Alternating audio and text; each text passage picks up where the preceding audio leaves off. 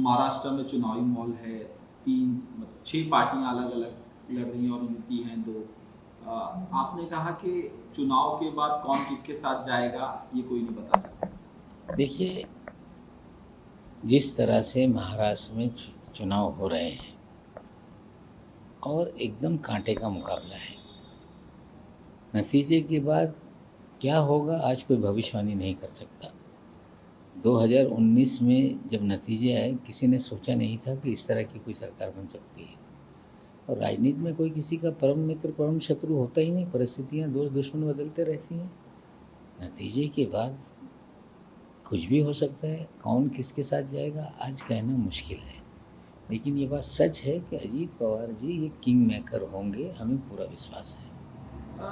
आप किसके नाम पे वोट मांग रहे हैं? आप तो महायुति में हैं। मैं अपने नाम पर, अपने काम पर, अपने विचार पर वोट मांग रहा हूँ। जहाँ तक सवाल है, मैं अजीत पवार जी के साथ में हूँ। और अजीत पवार जी उन्होंने बार बार साफ कर दिया है कि हम लोग अपनी विचारधारा से कोई समझौता नहीं कर सकते।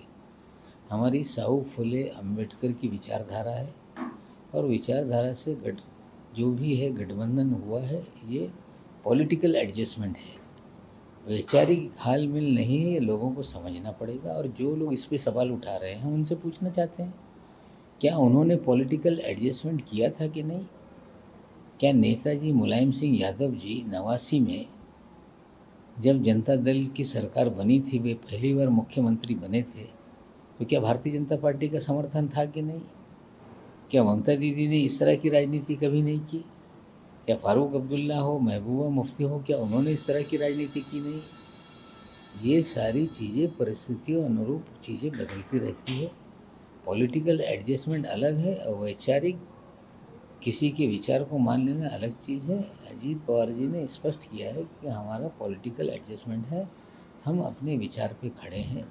और नतीजे के बाद अजीत पवार चंद्रबाबू नायडू भी बन सकते हैं, किंग मेकर रहेंगे, ये हम तो बार बार दावा कर रहे हैं। बीजेपी की तरफ से बयान आ रहा है, योगी आदित्यनाथ की तरफ से बयान आ रहा है कि बटेंगे तो कटेंगे, एक देखिए नेहरू सेफ है, प्रधानमंत्री कह देखिए रहे हैं। दो अलग अलग चीज़ें हैं। बटेंगे तो कटेंगे इस तरह का जो बयान है ये वाहियात है, इससे कोई भी फायदा नहीं हो सकता। इसी तरह की राजनीति से उत्तर प्रदेश में भारी नुकसान हुआ।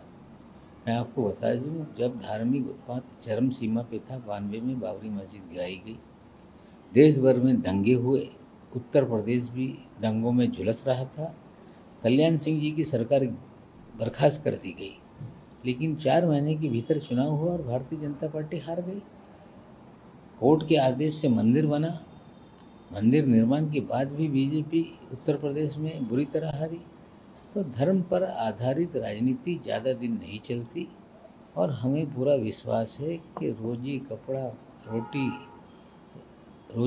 कपड़ा मकान की समस्याओं पर राजनीति होनी चाहिए। लोगों को विकास की बात होनी चाहिए।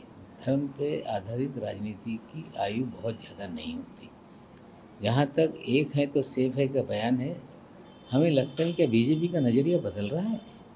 हम तो चाहते हैं कि देश में हिंदू मुसलमान सिख ईसाई सब एक रहें, धर्म भाषा प्रांत के नाम पे कोई बांटने का काम ना करे। सारे देशवासी एक रहेंगे तो देश एक रहेगा, सेफ रहेगा। अगर इस दृष्टिकोण से कोई देखता है तो हमें लगता है कि भारतीय जनता पार्टी का अगर नज़रिया बदल रहा है तो अच्छी बात है।